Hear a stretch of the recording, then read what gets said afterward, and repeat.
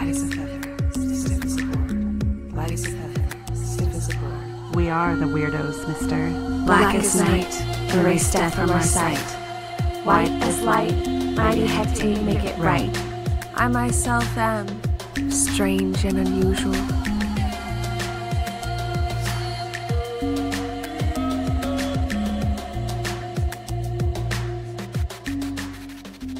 Cast a circle, spark some incense, and grab a cup of tea, because it's time for the Cousins Coven podcast. I'm Sharon. And this is Wendy. Welcome back to the Coven, you guys. Welcome, welcome. And again, you guys might be hearing little bells of kitty cats. We've got some familiars in the house today. Yes. So we got some cats, a dog, along with our doll, our haunted doll. Our new haunted doll. So she has been named, officially named. So we had a shout out to Merm of Minnie, which happens to be kind of a family member of ours.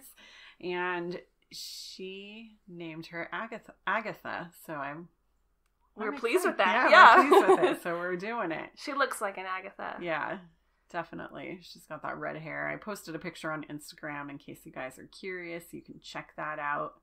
We're hoping that, she'll just go off. She was randomly going off of my car. I went over a railroad track to get here, and then I hear, "Come play with us," and I'm like, oh my god. She's going off. Yeah, in case you missed last week, she's an automated doll who will say like haunted cryptic things. Yeah. So we always are hoping that while we record from now on, she'll be our little partner in crime sitting here with us. Yes. And if anything moves her, you'll hear her speak. That's right. So wherever we go, she goes. Yeah. So I had a couple of things to talk about. One news thing. Okay, cool.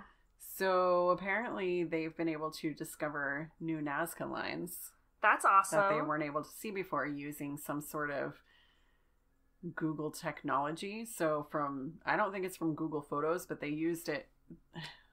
Maybe it wasn't Google because I thought Apple had something to do with that. I really should have looked that up. Yeah. But, no worries. Yeah.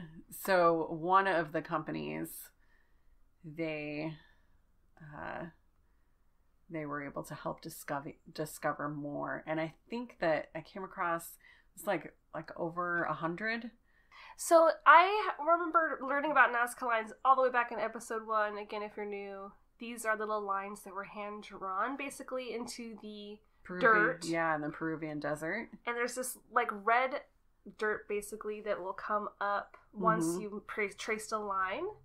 Right. There's hardly any rain in this territory, so it doesn't really get washed away. There's hardly any wind for it to get washed away. So once you make like a little Etch-a-Sketch design, it can kind of last for a very, very long time. Right. So these ones that they just discovered, I'm guessing, are under the surface? They are slightly under the surface where the edges of them you can kind of see, but you can't really see, so they've faded over time. But they appear to be the same age, I think is what I read, that they appear to be the same age. So these are ancient lines. These lines go all the way back. I think they were able to do some sort of carbon dating or determination based on how the lines were drawn to know that they were in the time of the Mayan Indians. Mm-hmm. So that's a long time. That was a long time ago. Long time for these to last. The new shape. Hey, we got a kitty here. This new shape kind of looks like a rabbit with 3 ears and a club in the air. In a club. But maybe it's just a dude with a headdress on. It could be. I know that some of the pictures, I was kind of looking at some of them. I'm going to share a link. I don't think it really has all of the photos, but if you just Google search the new Nazca lines, you'll be able to find out that there were other ones, I think, that almost looked alien. There were some new spider shapes. There were some new insects. You said alien? Alien shaped, kind of. So almost looking like they were wearing a helmet of some sort. Okay, kind of like the astronaut original one. Yes. Okay. So very interesting. Ooh, I love that, because there's this theory surrounding Nazca, in case you missed episode 1 with us, but that basically ancient astronauts landed on these lines. This could have been an ancient runway or like artwork done from something more advanced and from the sky, since they're such big aerial pieces of artwork. Kind of like a crop circle. Right. But not a circle. Right. So that's cool. Yeah. Just thought you'd be interested because I know how much you love the Nazca lines. I know. But I think they found over 100 new ones. That's a lot. Yeah. So they must have been working on this for quite some time and then just kind of came to public with it. Yeah. So they were able to use some sort of way for the computer to be able to find the line. Mm-hmm. I had heard about them doing stuff like that, but I didn't know that they had found so many. Yeah. So it's cool that we can now look at them. Yeah, pretty interesting. Very cool. Very cool. So today we had a little bit of fun, right? We did. We had so much fun. Yeah. So we went over to a client's house and helped cleanse her whole house, almost like part of her property, really. It was more like, because it's kind of spread out. Yeah. So we were able to do a main house, a guest house, and it's finally happening. Kind of a tree. Everything we talked about getting to do together, we gotta do. So it's really exciting. It was nice to go into a space. We were dealing with some poor humans that had passed away, and they just needed to be moved on to the other side. Right. There seemed to be some negative energy maybe residing there, as long as passed away loved ones and animals. Obviously, those are welcome. Yes. But there was just something that was making them feel a little uneasy, like tinkling sensations on the back of the neck, like there was something behind them. Right. Ominous. Very uneasy, kind of negative feeling. Yeah. So that's kind of what we got called in for today, was to try to, I would say, cleanse that, or for us, we try to think, well, can we work with it, or does it need to be cleansed out of here? Right. So do they need to move on? Is it time for them? So we kind of had a system. It was nice. We were able to use dowsing rods and sage and crystals. Sorry, the kitty. The cat really wants to walk on the laptop, so we're just like, I'm trying to silently get him away. Yeah, so crystals, sage, and, you know, definitely our meditative abilities and things like that. So yeah, it's really interesting. We had a good experience, I feel like, and I feel like we were able to move them onto the other side. Yeah, and it's really cool being able to do this with you, Wendy, because you aren't afraid of the ghosts. You're not villainizing them. You don't feel like it's demons, and it's just so refreshing. And for both of us to go in there and be told there's something that's freaking me out and making me nervous, but for us to go in there and be like, okay, well, they just need our help. Yeah. They suffered a tragedy. Do we want to talk about the tree? Yeah, so unfortunately in this situation, it was in a town where it was prominent for Ku Klux Klan members to hang those of color.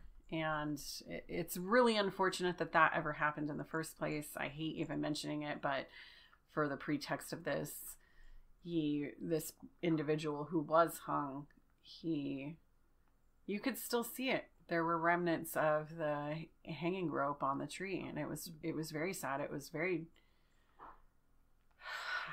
I don't know the word to say about it, because it just makes you feel, it always makes me feel sick inside.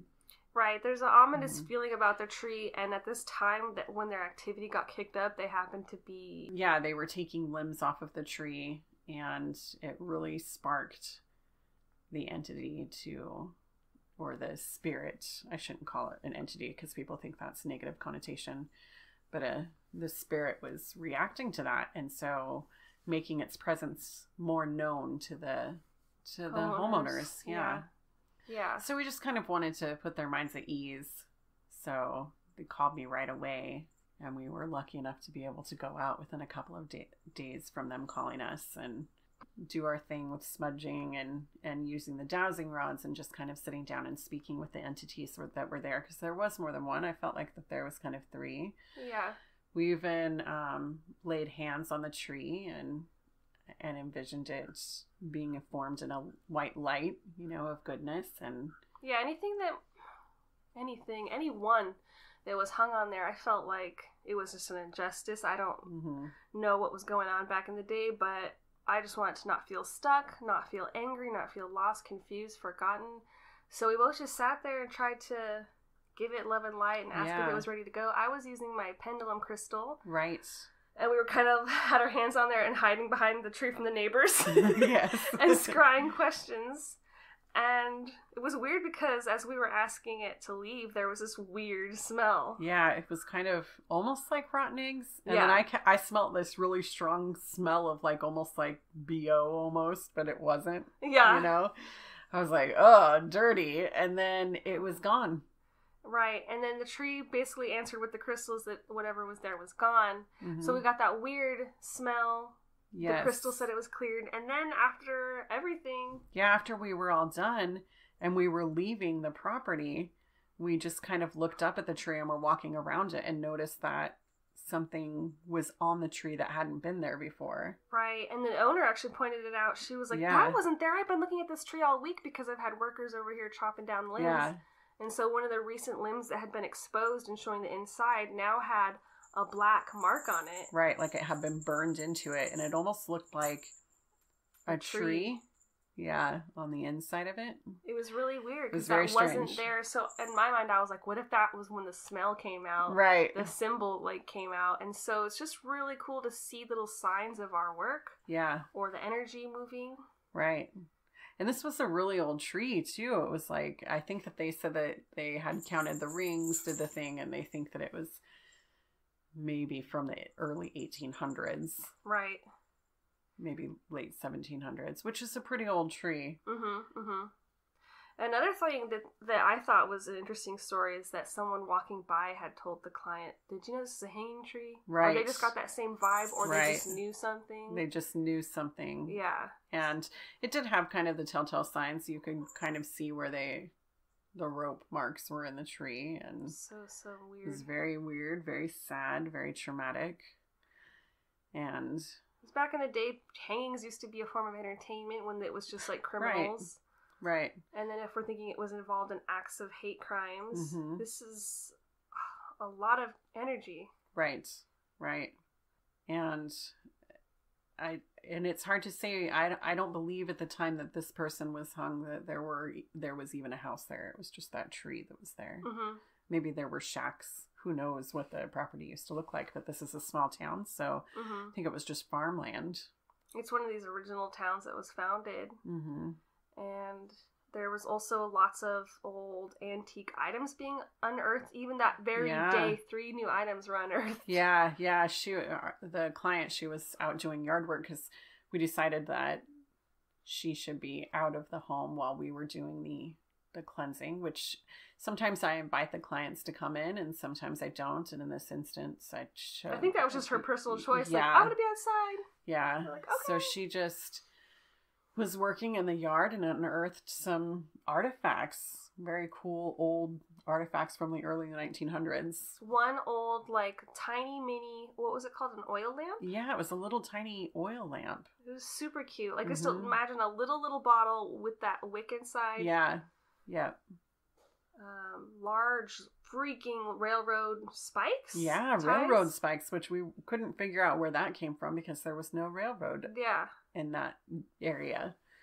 So, and it would be interesting to find out the true history of the home, but don't know how we'd locate that in that small of a town. Yeah, I know, unless we like dig around with a historian, but sometimes, I mean, that would give us validation Right. of these ideas, which could be cool and help the client with answers, but hopefully we help things today. Right. I think that she was pleased with What with answers? everything. Yeah. Yeah. We were able to have some really interesting experiences. One thing that I wanted to mention too is that they had a wine cellar that when I initially was walking in before we even started doing the cleansing, the client had kind of taken us around the house and I noticed when we entered the room that there was a ton of dead flies on the floor. Mm-hmm. And I was like, whoa, what is this all about? You know, my mind's all going to movies like, oh, there's an entity of, you Right. know. I'm like, calm down, Wendy. That's not what it is. It's not an evil spirit. You know this. And so then I was like, well, what could be causing it? And we looked it up later and it was potentially, you know, if there was a dead animal on the wall, which she did say that they had mice in that area. Right, all the time kind of Mhm. thing, where it's not like, oh yeah, we just have those. Yeah. So, Because when you live in the country, that's kind of inevitable. mm-hmm.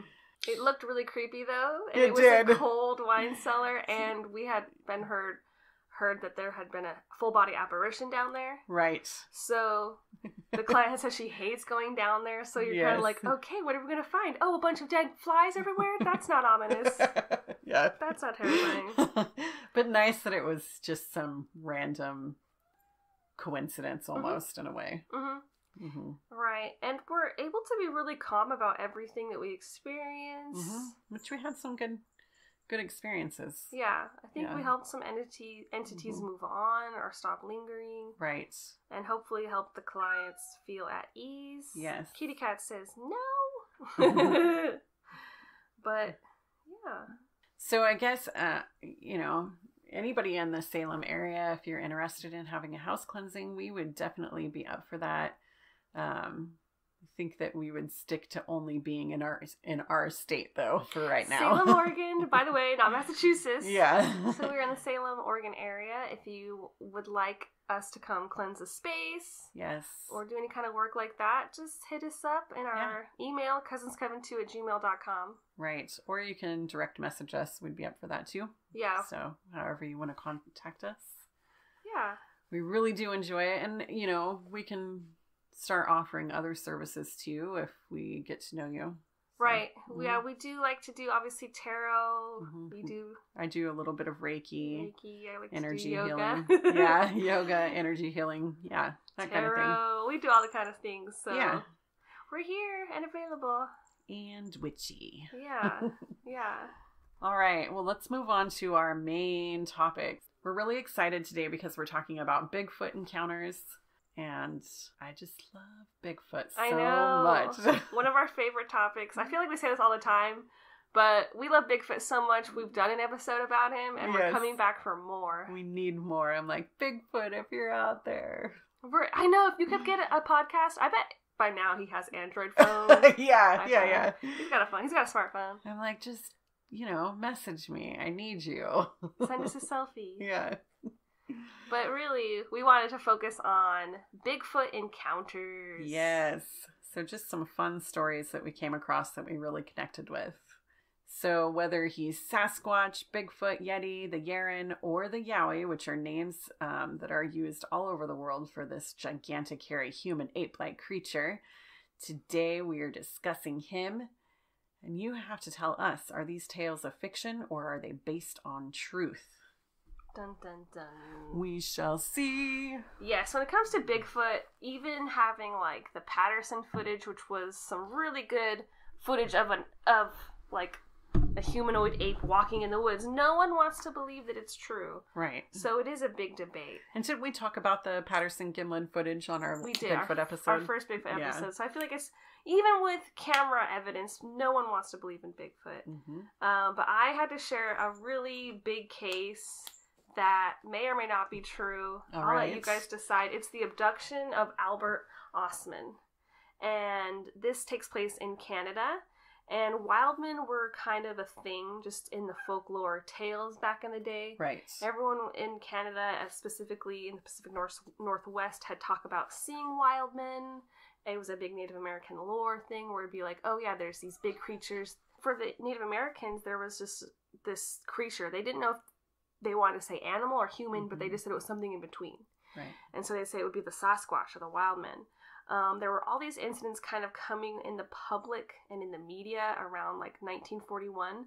There's one incident called the Ruby Creek incident. It was, I think, at a little farmhouse. Mm-hmm. It was a mom was home alone, I believe, with her son, and he like looked out the window and was like, "Mom, look at that big funny cow." And she looks out, and it's literally like a Sasquatch coming towards their house. Oh my gosh. And the mom was so freaked out. Like, she said that he walked over a 4-foot fence without breaking stride into their property and just kept going. Mm-hmm. And they literally moved like that week and they never went back. I mean, 4 feet. That's... To not break a stride. Yeah. It's huge. That's a huge creature. Yeah. So that was a really, really big one. That got a lot of media attention. I was like, I couldn't even pole vault over that. I'd be like... I'd have to use a step stool. Yeah, even with a pole vault. Yeah. My kitty cat today will not stop. Okay, so there was another incident in 1955. This one was with a man named William Rowe. He was like a hunter-trapper. He was out hiking. He had hiked up to 5 miles up Mika Mountain. And he basically stepped out into this clearing, and then he thought he saw a bear, so he started getting more cautious and getting low and like hiding. And then he realized this was a female Sasquatch. He literally saw the shape of the female figure, and then he noted that it was interesting how she had such white teeth, and she was just there nibbling on like strings Not strings, but on leaves. Oh, on okay. a stick. Maybe she was brushing her teeth. I know, like cleaning her teeth. Yeah. So she was eating on the little leaves, and he was just watching her for a couple minutes, and he thought she was about 300 pounds. She had 3 feet wide of a body, and then her arms were just super long. They reached to her knees. Oh, wow. And then she got like a scent. He felt like she was smelling him, and then she backed away. Gotcha. And so after these couple of stories, this was in 1955, so these stories kind of came out in the news. The man, Albert Osman, kind of felt like he could come out and tell his story. But it took all these different people coming out, basically, where he finally felt, I can tell people this. I'm not the only one. Right. He didn't want to think that he was crazy. I mean, that anybody to think he was crazy. Right. And, like, he never told anyone because he figured if he told this story of what happened to him, no one would believe him. And I don't know if any of you guys will believe him. So, is it that crazy? It's that crazy. Okay. So his incident, he spoke out in 1957, but his incident took place in 1924. He was taking what he considered was a vacation from his normal job to just go like up to Topla Inlet of British Columbia and look for gold. And so that was his vacation. He's like, you know, I'm going to go camping. I'm going to look for some gold. It's going to be great. Sweet. Yeah. And he sounds like he was really an outdoorsman. Like, he could survive just camping with his little supplies. He knew what to bring, how to live off the land and make his fires and all that. I feel like that was typical for that time period, the 1920s. Yeah. I was thinking, like, how scared I would be to be anywhere in the woods, let alone... Yeah, but had you been trained to do that your whole life, you may not say that. So crazy. Because we do have family who goes out into the woods. That's true. I would not want to do anything without my cell phone. But he kept having one campsite where he noticed in the middle of the night, stuff kept getting moved around, knocked over, taken. He thought, was it a bear? Was it this? Was it that? So I'm going to stay up all night this one night, and I'm going to be prepared to basically defend myself. So he kept some of his things in his sleeping bag so he'd be prepared for them. He kept his, I believe, his shoes in the bottom, his rifle, like, next to him, and I think he even had some, like, food because it kept messing with his food. Wow, okay. And he's like, I'm going to stay up all night after looking for gold, walking around, blah, blah, blah. No, he passed out. I'm just picturing, you know, in today's society, we'd be in there eating, like, a bag of Cheetos. It'd be so loud. Just hot Cheetos. Crunch, crunch. Yeah. And so he ends up passing out. And he didn't wake up until he noticed that he was moving. He was inside of his sleeping bag. Oh, shoot. Kind of like felt like a sway. And he was kind of cradled in a position, and his legs were kind of cramped up.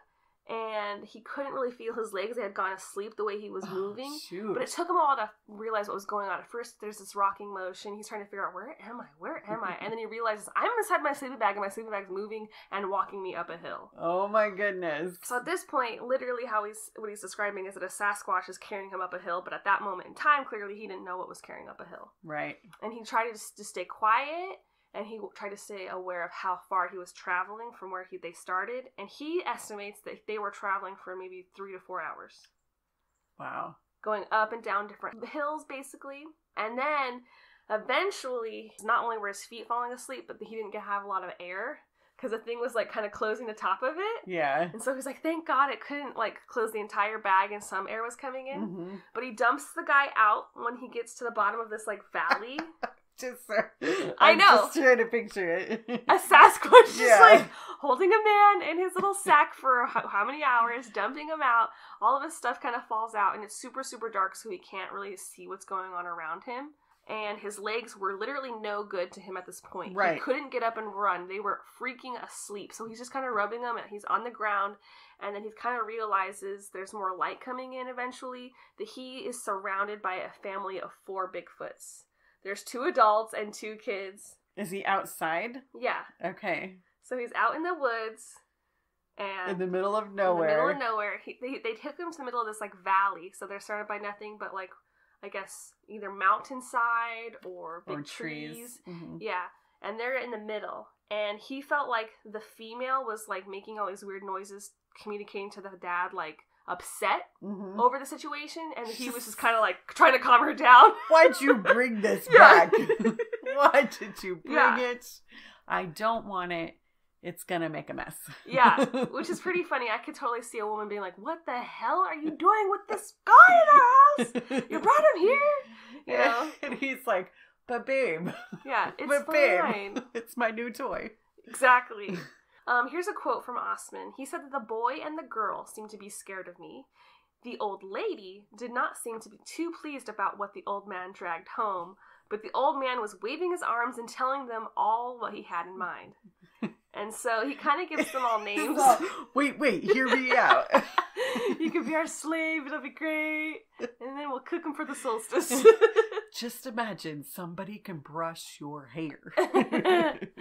Yeah, like what was he arguing? So he gives them all kind of like a name and a persona. He has 6 days captive in this valley with his family to observe. Gosh.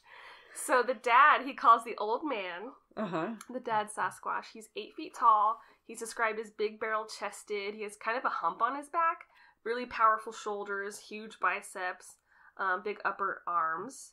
And then he kind of, the big upper arms that tapered down to his elbow. Now, one thing that made it into the book was the fact that he described the Sasquatch as having a small penis.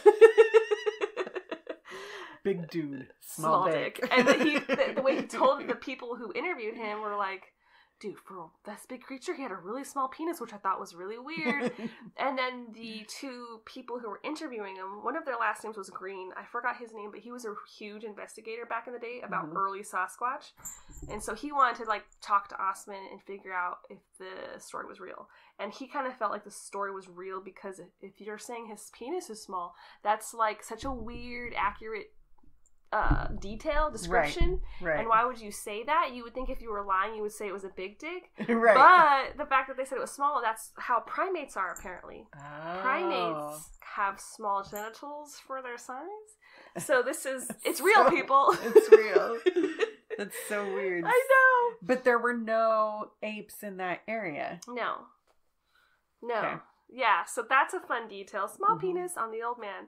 The old lady, he has kind of sexist descriptions of. Of course, because of the time period. This is how he describes the old lady. Very wide hips and a goose-like walk. She was not built for beauty or speed, and some of those lovable brasiers and uplifts would have been a great improvement on her looks and her figure. Oh, Jesus. Excuse me? Like... Back off, old man. Did you just say this creature should wear a bra? No. Why would you put your standards of beauty on a creature, first of all? She's in her natural habitat, wearing her natural attire. Yeah. That's frustrating. I thought that was really, really, really bizarre that he would say that. Rude, dude. Just creepy, too. Yeah. Like, why are you checking her out like that and then thinking about how to make her breasts more pleasing? Yeah. Ugh. Okay, and here we go. Here's the creepy part. He said the little girl Sasquatch was flat-chested, and he believed that he was brought here to be her mate. I don't know why he thought this, but that's what the dad must have been wanting, for him to be the little girl's mate.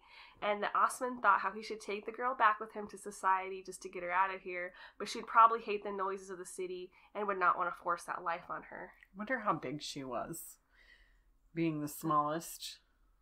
Right. I mean, you assume she would be one of the smallest. Yeah, for some reason I didn't take notes on her size, so I have the size of her chest is small, but that's all I know.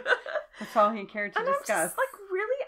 I think in our first Bigfoot episode we did talk about how there was this theory of men or women breeding with Bigfoots. Right, I did remember about that. Such a weird, disturbing thought. Yeah. The boy, I think, was the youngest one, and he was described as being really curious, and he would be the one who would get the closest to Osman. He'd like to, like, kind of jump around him, or if he was, like, doing something like making coffee, the little guy would want to come watch. He was really interested in what Osman was doing, less fearful as he got, like, more comfortable with him. He also noticed that the boy underneath his feet, because he jumped around so much, they had big pads on the bottom of the feet, which was kind of interesting. Yeah, and he just liked to play around with him the most. So they're in a small valley or basin. It's about 10 acres, like I was mentioning, and there's a V shape that I should have mentioned. That's the only way to get out. So it's kind of, I don't know why I would only be able to get out right there, but I guess that's the low ground. Gotcha. And he kind of got the feeling like he wasn't allowed to go towards that area. So I think it was on day 2 when he finally got fed and kind of got relaxed. He tried to leave and go towards that V-shaped opening, but the old man came up to him and would kind of like stop him with his arms outright or just like push him back, and he verbally tried to say something. And what Osman is saying is that the creature said, "Soka, Soka." Interesting. I wonder what that means. Did you look it up to see if there was something in that language, if that was a language? I had a couple books on Osman's story, and none of them broke down that is meaning this. I think it might be a made-up word, but I really don't know. So I don't have that answer. Interesting. And, like, Osman did have his rifle with him, so he was like, I could literally just shoot him right now, but I don't want to. He's like, I don't want to kill this creature. I don't want to murder him, which is a nice, refreshing thought. A lot of people just want to shoot Bigfoot. We've heard that recently, people just shooting at Bigfoot. Yeah, exactly. Just can't handle it. Exactly. So he didn't do that. He described the gun as being a 30-30. I have no idea what that means. Oh, a 30. And it had only 6 bullets, and he didn't even think it would accomplish much anyway. So he stayed there, and he didn't leave. And this was 6 days are going by, and he was watching and observing the family. He said that they weren't eating meat, that they were only eating twigs and berries, that the mom would go out and, like, forage and find a lot of, like, natural resources, and they would eat that. Osman did have, like, I think a couple cans of food. He had coffee. He did have this tobacco with him that he called it snuff. And so he would just kind of be using those things. The little boy would get really curious. The dad would get curious.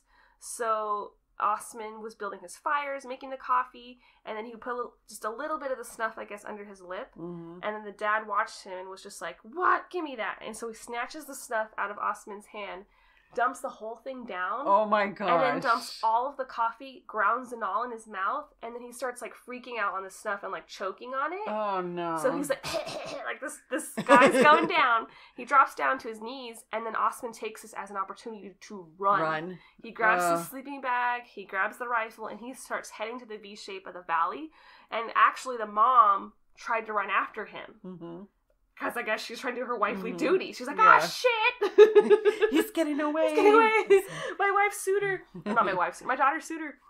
And so they try to get him, but he actually got away. He describes being so terrified, and he kept looking back, They never caught up to him, and he eventually ran into another, like, trapper or hunter, and he didn't say anything about what happened. And he was just, like, went about his life and never told anyone until, I guess, the 50s.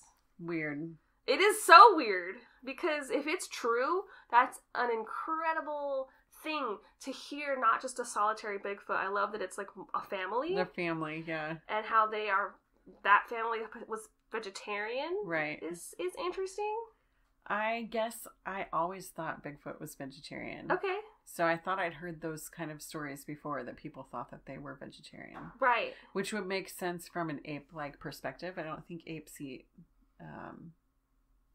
meat. There was one Sasquatch story I know I heard of where they called it Sasquatch or Yeti. I think it was in Russia, and they found one like covered in blood and had eaten something. Oh. But I think that's case by case, like. Right. I mean, I guess I've heard of them potentially being pescatarian, eating fish.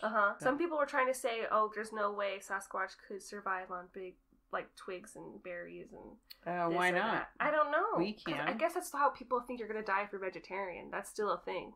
Oh. Like, when I was not eating meat for a while, people were like, "Oh my god, you're gonna die! How are you gonna survive?" So. Okay, sure. That's it's a pretty bold story anyway, to get back to the Osman thing. One of the things that kind of made the story stand out as just too much is he'd say that the little boy could, like, hop up to, like, 20 feet or something. Interesting. So would he really put his reputation on the line? He did sign this one, it's not a waiver, but he signed something saying, like, "I am not lying, blah, blah, blah, this is all real." Like, back in the day, that was a big thing to do in the 50s. Right. And he was examined by several people who were trying to, like, see if he would tell the same type of story every single time, see if there were any variances. And everyone who questioned him were like, "He's telling the truth. He believes whatever happened. But it just sounds like such a story. Right. Such a story. So I don't know how I feel about it. If it's real or just all a silly tale. I'm really stuck on, like, I wish there was more description on the Bigfoot, I think. Like, I wish that he had maybe talked more in depth about what the woman was, instead of just all of his weird sexual things. Yeah. Yeah, and apparently there was someone like the day before who had told him tales of Sasquatch, and some people are like, well, he just borrowed these tales and then spun a fun yarn.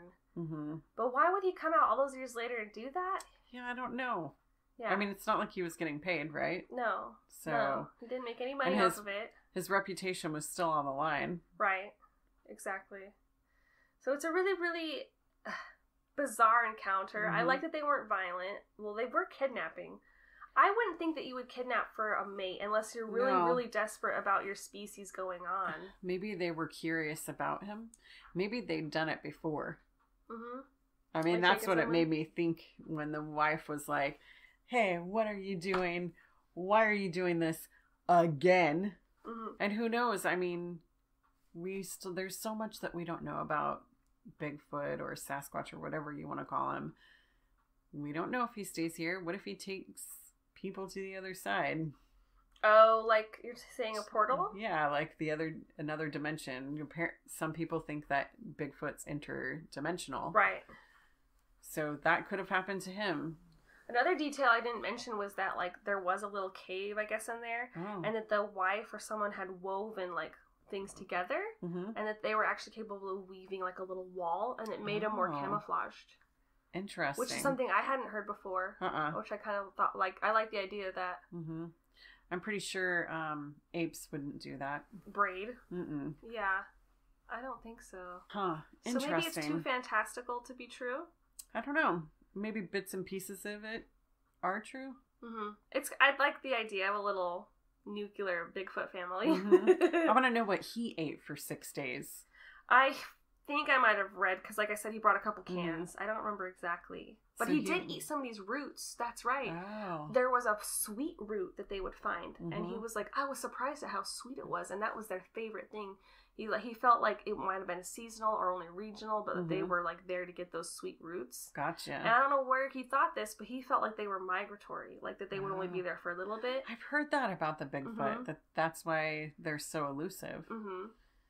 And so I guess they're really smart at the vegetation in the area, and they know what's edible and how to get nutrients. And I don't know what that sweet root was that they were eating, but he did eat some too. He did eat some of it, but he didn't know what it was. Interesting.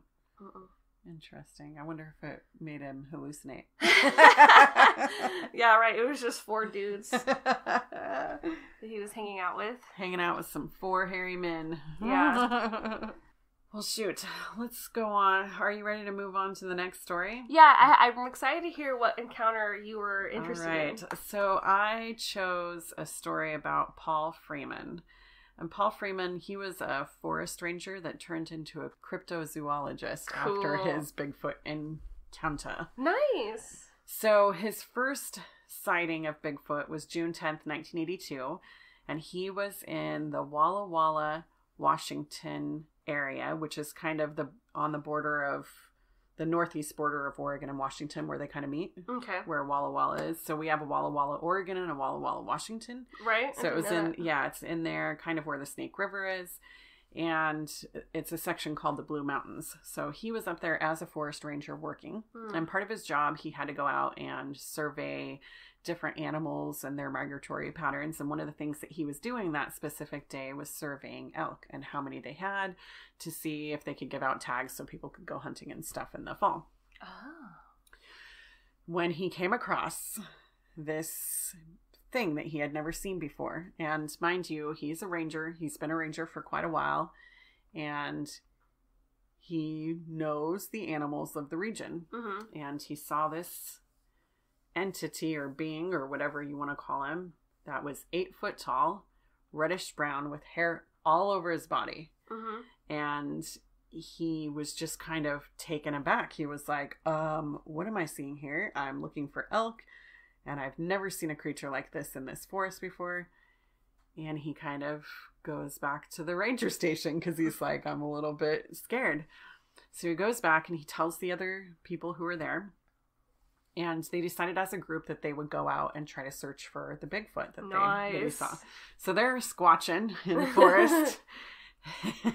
And they come across these prints on the ground. So they decided that they would take pictures of the prints and cast So they had brought all the stuff with them to actually go do this hunt. So they took cast prints of the Bigfoot. And so you'll actually find a lot of these casts are still in museums today. From this expedition? From this expedition. Cool. And I think that it was the Bigfoot Museum on the East Coast. Mm-hmm. Now we have a Bigfoot Museum here. And I'm like, bring those back. Yeah, we want to check it out soon. Yeah. So they took the cast. They noticed that in the cast itself that they could tell, because I guess when you're doing a cast, it's kind of like anything that you would do art with. Like, have you ever put like silly putty on your hand or stuff and you pull it apart and you see every line? Well, it's kind of like that with the cast. So they were able to see all of the lines and notice that there were pores on the bottom of the feet, which they realized that means that the animal sweats through its feet, which is really interesting because most animals do not do that. Makes sense because he doesn't have the hair there. Right. Yeah. Okay. And that it was rigid. Like there were all these ridges that human feet don't have. So it was like, okay, well, it's not like any animal we've seen before. We're going to have to get these checked out. So the next day, a rescue group that was in the area, they were on a different mission and they too came upon tracks in a different area. And they took a bunch of photos and they also took casts, and then they talked to the rangers. So they were all talking about their story, and they decided that they would try to track the animal. They were not able to, which is unfortunate. Is this pattern so erratic? They thought that the animal was migratory, that it didn't stay in that area, but it was here in the summertime. Okay. Only the summer. Because it wouldn't be that cold, I guess. Right. So a week later, Freeman and the other rangers were out surveying elk again, and in a different area, and they found more footprints, and these ones were of a different size. So they believe that yay, more than one. There was more than one. That's awesome. Yeah. So they actually determined that after looking at all the casts, because they did a total of 11 casts over this week period, and it appeared to be 4 different individuals. So just like your story, they've been migrating. It's old man. It's the same family. And the old lady and her saggy tits. And so they took these casts and took them to some specialists because they wanted to know more about it. And this is what was interesting to me, and this is what drew me to the story in the first place, because they were able to tell a lot just from the way that the prints were. So they could definitely tell that the main cast, like of the largest of the creatures, he was definitely 8 feet tall, estimated to be somewhere between 600 and 800 pounds. Wow. Yeah, based on the way that the imprint goes and the way that the toe ridges are and all of that, they were able to determine that. And that he only had 4 toes. So one of them was missing. So it was the pinky toe, I think, that they didn't have. Mm-hmm. And so obviously humans have more toes. So they were like, this is definitely not human. It's definitely not like any animal of the area. They were able to tell that also the print itself seemed like it was a cross between an ape and a human. So I was like, Bigfoot, that means Bigfoot. How can we, right? Let's get this in a book. Yeah.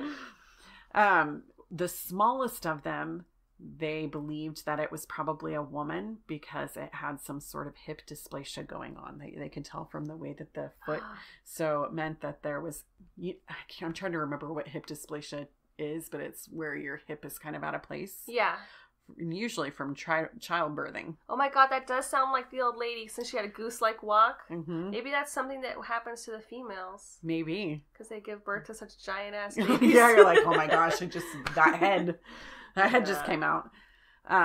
They also said that there was no arch, that these are flat-footed creatures, so there's no arch to their foot. Mm-hmm. And I think they also said that they could tell just how thick the padding was, and they noticed on the oldest of the creature, or the biggest of the creatures, that the heel of it, the padding was almost completely worn off. Wow. Mm-hmm. So that was kind of interesting, that maybe he'd been injured. Okay. I'm just thinking about like Dr. Scholl Bigfoot commercials. They walk all the damn time on those feet carrying all that giant weight. That's probably some of their issues. Exactly. Their health issues are their hips and their poor feet. Yeah, poor people. So they took those casts, and U.S. Border Patrol had known about them and had talked to the people who had researched, or the scientists who had actually researched the prints. They talked to the rangers. They went and did their own investigation. This is the U.S. Border Patrol, mind you. I don't know what they were doing out there. It doesn't seem like they should be a part of that. But he stepped in and kind of reviewed everything, and he believed that the prints were faked based on one thing, and you're going to find this to be absolutely preposterous. I'm sure of it. He said that there's no such animal in this part of the world that have these types of feet, so therefore these are fake. Okay. Yeah, he was like, I'm sorry, these animals don't exist, so these are fake. You can't accept that they're real based on all the based evidence? based on all the evidence. So he even went as far as to call the Nike manufacturer here in Oregon to say, hey, have you seen anything that has this big of feet or feet like this? And he's like, humans don't have feet that wide. So, no. I can't believe you'd make that called a Nike. Right, exactly. But the scientists who were studying, because I guess they even got hair, but they weren't able to determine that the hair was of anything they'd known before. And does this still happen in this area, these sightings? I don't know. What years was this? It was 1982. 82. Mm-hmm. But if you think of Oregon and Washington, there's so many sightings throughout all of our state. There is. Both states. Yeah. Even into Northern California. And up into British Columbia. Yeah. Yeah. Canada. So it's a long stretch there. Of lots of woods. But the scientists, they believed that this was definitely Sasquatch. And unfortunately, they wanted to put it into the database, but you can't do that without a skeleton, and no skeletons can be found. But after this incident, Paul Freeman, he ended up, he wanted to search for answers. He was like, what did I see? So he did go to school to become a cryptozoologist. And then in 1994, he took the second famous video. So the Patterson-Gimlin footage was the first, and Freeman took the second one in 1984 in Northern California. I wonder if I've seen that. You might have. It's kind of like, at first you're like, what am I actually looking at? The footage is, you're looking at through a bunch of trees. And it's kind of hard. It kind of looks like you might be looking at a bear until the dude stands upright. Until he stands completely up, and you're like, what the heck am I looking at? Because it's not human, and it is not a bear. Okay, I need to look at that. And it is not an ape. Yeah. It's a black Bigfoot? Yeah, black-haired Bigfoot. Bigfoot. Wow. Yeah. Okay. So, that's my little Paul Freeman story. It sounds legit. Yeah. Yeah, I feel like he was really like, I don't know what I saw in the beginning. He hadn't even heard of Bigfoot before. Okay. Yeah, and he's not trying to make these preposterous claims, but he knows it's not a freaking bear. Right. He was like, I know this area. I know the animals. I know every animal up here. I know what we have, what we don't have, and we don't have this. Right. And so his life was changed. I mean, to dive into cryptozoology, that's really cool based on this experience. Right. I loved that everybody in the area was just like, oh, let me help you. Yeah. Let's help you research. That's true. And your coworker wasn't like, you're crazy. I was wondering if they all were like, oh, that's just the Sasquatch, we know. Like, if it was just, like, no big deal. They're like, all right, we'll help you, Paul. But to be fair, he's real. We've seen him before. Yeah.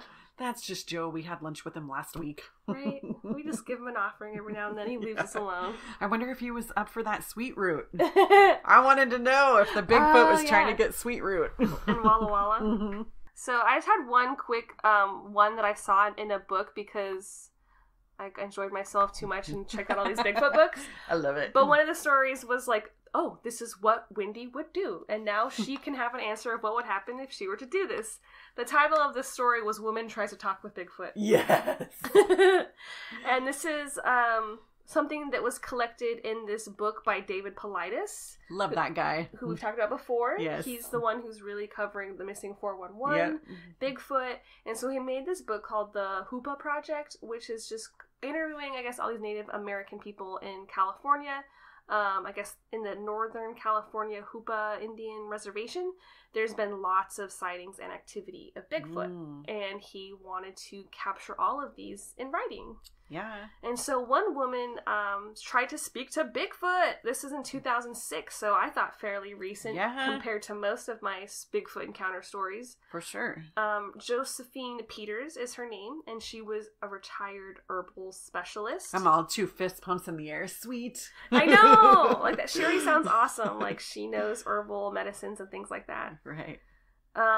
She heard her dog barking. It was super dark outside. It was like 10 p.m. And so she goes to check on her dog, and she sees that it's ran behind her house, and then it went into this little under area under the house. And it started like kind of whinnying in fear. Okay. So I'd seen something freaky, and then she looks out kind of in front of her yard beyond her fence, and she sees the Bigfoot silhouette, this giant ape-like creature. And she is kind of just like into it because at this point she had already seen Bigfoot once before, back in 1963. Nice. And so this time she's like, yes, you're back. And she wanted like a close encounter. So she motioned to the Bigfoot to come closer. And in my mind, I'm like, what did she do? Just like, you know, come hither with her finger, wave him in. Yeah. I'm imagining 2 hands like, come to me. That would be you in a heartbeat. This lady, I just felt like this is so windy. And so she's like, come here, Bigfoot, come here. And he's like standing behind her truck. So she felt like no fear. And she decided to speak to him. I don't know exactly what she said that wasn't captured. I would imagine something like, hi, da-da-da, my name's this. Like, my name's Wendy and I'm here to say hello to you. I'm trying not to get excited. I'm your biggest fan. Can I have an autograph? But she did, like, talk to him. And he walked up to the picket fence, like, all the way as to where he could go to the fence started, which is basically the front door walkway to her house. And so she kept trying to talk to him, but he remained completely silent, but obviously he was kind of intrigued. Right. And so she just stood staring at him, or he just stood staring at her, I should say, and she described him as having calm green eyes. And then they fell in love. Exactly. And then they made love into the night. It's not creepy when Osman... Yeah. I mean, it is creepy when Osman wants to have sex with Bigfoot, but not Josephine. And she obviously didn't want that. We're being weirdos. No, I'm so sorry. Sorry, Josephine. What she did do is that she told him, I'm sorry, I don't have any food on me. I'll go get you some. And so she went to her kitchen, and she's probably like, freak, what do I get him? Like, trying to be a good hostess. She comes back with some bread, and when she comes back, he's gone. Oh. But she left it by the fence as an offering. I love that. She left it on the other side of the fence. And she probably just said something I would imagine out loud. Like, hey, this is for you. You're welcome here. Bye. An hour later, she did go back outside and the bread was gone. Oh, that's so sweet. The bread was gone. And she continued leaving food. Oh my gosh, that's awesome. awesome. So she was just like, I'm going to make this relationship with him. No pressure. Yeah. But you can eat my bread. I'd be like, I'm going to just leave this really tasty morsel out here. Like, I would be like, here's this Twinkie. You gotta try all of our different foods. This is what you're missing. Totally. So I thought that was so cool. That's right up our alley. I Trying love to it. communicate with something we don't understand, and also leaving out offerings, being super respectful, not fearful. Right. Go Josephine. I definitely love that she was so calm about it. I love that. Me too. She didn't go straight to be like, ah. Yeah, I just thought that was so you. Or run. Yeah, that would be me. Yeah. I mean, that's how I am with spirits, so I would be no different with him. Yeah, exactly. So it's interesting the more I look into the encounters, how many there really are. Yeah. There are so many human testimonies, and I don't think every one of them is lying or just telling a big tall tale. I did come across some that I was just like, seriously, this is what you're going to tell people? Yeah. And it seemed outlandish and ridiculous. And like the Osman story. It kind of is so out there. You're like, are you kidding me? But a quick encounter of just like giving him bread, that's kind of sounds more realistic. Right. So I wonder if he was the same one that kept coming back every now and then. I didn't get to see how often she left food. I want to know if her home was near the forest or if she was in the middle of the city. Lived in that reservation, which is Northern California, so we could probably find out. Yeah. But I don't think there's a big city in that area. I wouldn't think, but I don't know. But yeah, very exciting. I'm loving the Bigfoot encounters. Yeah, I love it too. This was a good episode. It was fun. Yeah. I think that it's just one of my favorite topics. Yeah. I'm always going to be a believer in Bigfoot. Me too. You can't talk me out of it.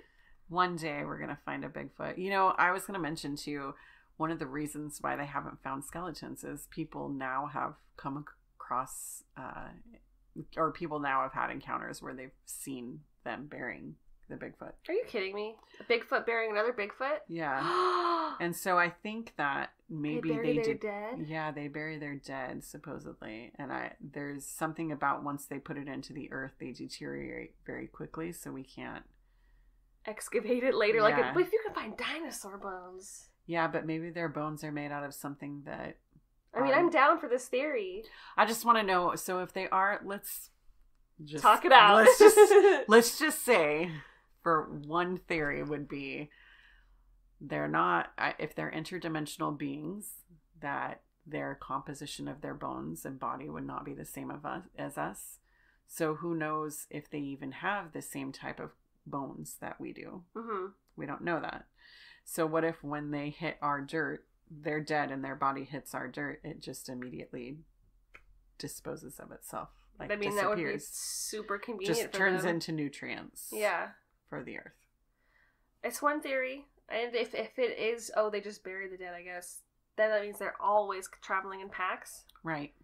And randomly. Mm-hmm. Migrating. Mm-hmm. I want to know how they're all interrelated, because there's so many different kinds. You hear about the ones out in Russia that sometimes they have white fur. Yeah.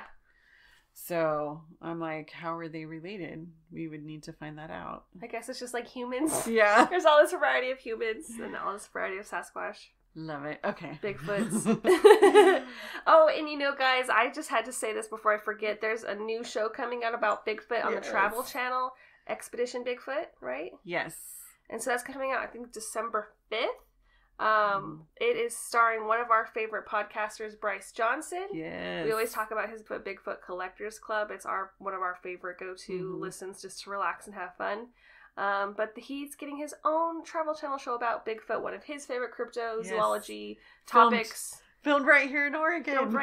We were like, man... Why couldn't I intern on that? Totally would have had so much fun. I know, but it's really exciting that someone we like to support is getting a show. Yes. It's about Bigfoot. It's just something super exciting. So look out for that if you're interested in Bigfoot shows. Yeah. There's more Travel to come Channel. This year. Bigfoot Travel Channel, yeah. So thank you guys for listening. You can join us next Wednesday. And in the meantime, you can find us on Twitter, Facebook, and Instagram at Cousins Coven. And you can always check out our blog, cousinscoven.home.blog, where you can find witchy words of wisdom, spells, and all of our archived podcast episodes from Season 1. And if you guys have any research ideas you'd like us to cover, witchy questions, fan mail, paranormal experiences, send those into cousinscoven2@gmail.com. We'd love to hear from you guys, so please like, subscribe, and share with all of your witchy and weirdo friends. And may you find happiness in your heart, love for yourself, and join each other. Blessings to all. Yay!